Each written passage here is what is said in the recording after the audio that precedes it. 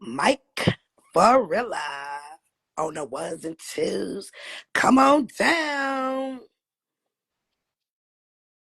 You next on Path Road Records Q&A, baby. Let's go. You're watching Path Row Records with Auntie and Nephew. That's right. That's right. That's right. Hey, how y'all doing? Can y'all hear me? Amazing. How are you? Yes, sir. Blessed. I like to think I manifested this. 222. Had a cousin born today. Congrats. Yesterday, and then seeing y'all. I just happened to get on Instagram, seeing y'all was live. I was like, wow. Well, you manifested it. Manifesting does work. I'm telling you, I manifest my whole life. He said, Manifesting wow. does work. Keep doing it. So I've been following with y'all for a while, and I've been dealing with Wells Fargo, and like even recently, I sent things off to their general counsel and their investor relations, and the people they set me up with, they still denied me, even though I told them everything about what they're doing with the security and all that. But I'm currently going through mediation, and I'm waiting to hear from them. And I was just wondering, the process with mediation, is it different from arbitration in terms of when and how long it can take, and like the negotiation on that?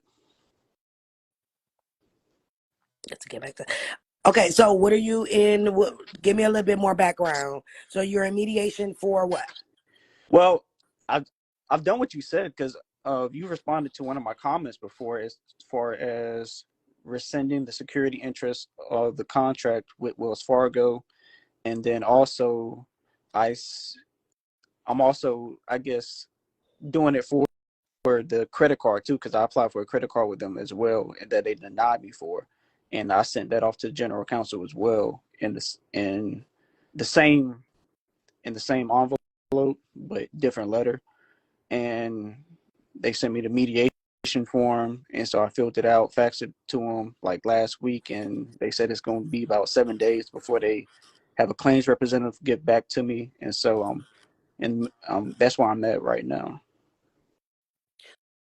So this is for a credit card that they denied you for. Yes, as well as the rescission of the car contract. That's because that's what I've been dealing with them the longest with, and they denied me, or they didn't respond to past attempts from last year.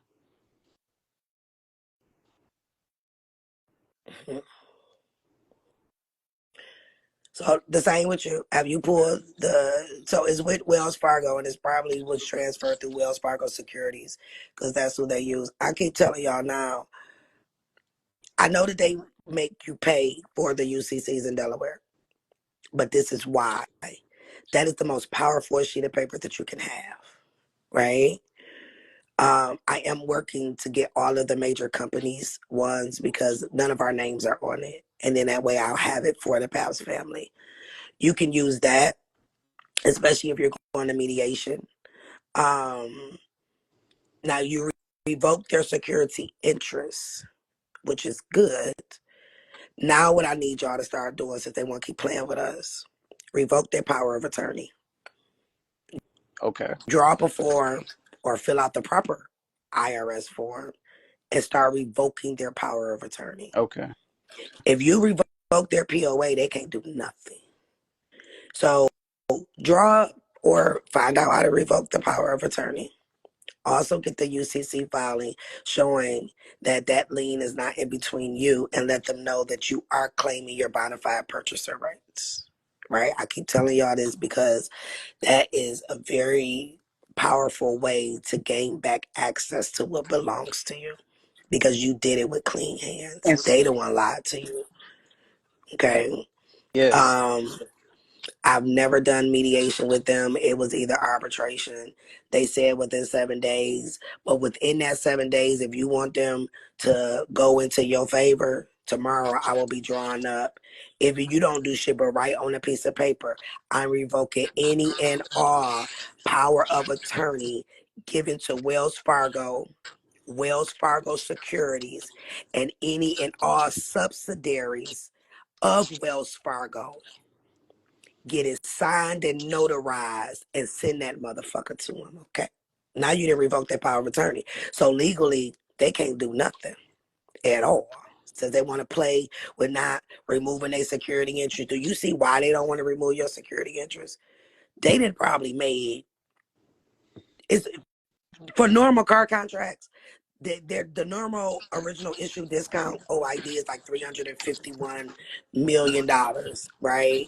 So they Mhm. didn't. If you remove their security interest, technically that $351 million belongs to you. And When see, you Tamika, that's another thing is how you said the bona fide purchaser. That's something that I mentioned while I was on the phone with them, and he he tried to say the dude who was dealing with the auto part of the situation. He even said that me using the words recension and stuff like that because I had sent a letter from Cornell Law, a picture from Cornell Law I had printed out in terms of what I was referring to for my recension of the interest and even the down payment and stuff like that and the principal. And he tried to tell me that it was part of a some type of like Hmm. debt cancellation scheme. And as I was asking him like what part of it is a scheme, because these are words from the dictionary and Investopedia and stuff like that. So what is it exactly that you're saying is part of the scheme? And he would not clarify what it was. because he's not, and they're gonna always say that it's a scheme. And I would have That's turned all they around and can say. told, yeah, I would have turned around and told them, no, what the scheme is your prospectus say that you would sell this on the secondary market, and you have been selling this on the secondary market. What your scheme Exactly. is, yeah, Exactly. what your scheme is that there was already a lien on here that has nothing to do with me. And I went and got this car with clean hands, knowing that there was already a lien that you have between your issuer and the depositor. And I can prove it through your UCC filing that you have filed in your principal state, which is Delaware. That's how you do that. Yes, that's the only thing I didn't mention is the lean and stuff like that. But all that other stuff, I did mention that. See, but if you bring that up, he can't say nothing back to you.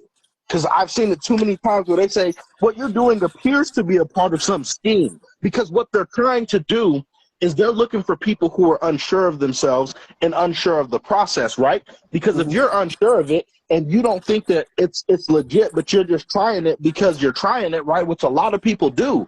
They will go watch the video and just do it. And then they get this letter back and they're like, you appear to be taking part in some scheme to cancel debt. And then they go look it up and then they start getting themselves into a panic. This is what they want to do. But if you know that it's nothing but a bluff, it's a bluff. That's all these companies can do is Exactly. bluff. Because Exactly. when you finally call them, when you finally take them to court, if you do, they're trying to get it dismissed. They don't want to deal with it. All they can do is run. So you have to back them into a corner. And if you were to say no, well, I know that this car has a previous lien on there, so that's the scheme. He can't say anything to counter that. Is That part. yes, that's exactly why I'm just hoping, And I just want you really to just stop. waiting. And I want you to stop verbally talking to them because that's hearsay. I That's the need other part. do everything in writing when it Okay. comes to them, right? And send Okay. the email, because according to the law now, email is considered as notice. I don't particularly like it unless I have to, but because you're going back and forth with them, you can do it as an email um, as well. Another way to get them now, the credit card you apply for may not be on there, right? Hmm. But that car loan, go pull your tax transcript and read it good. You're going to see their name on there. You're going to see your CUSIP number. You're going to see all of that. Because remember how I told y'all what they do is when you go and apply for something, they turn around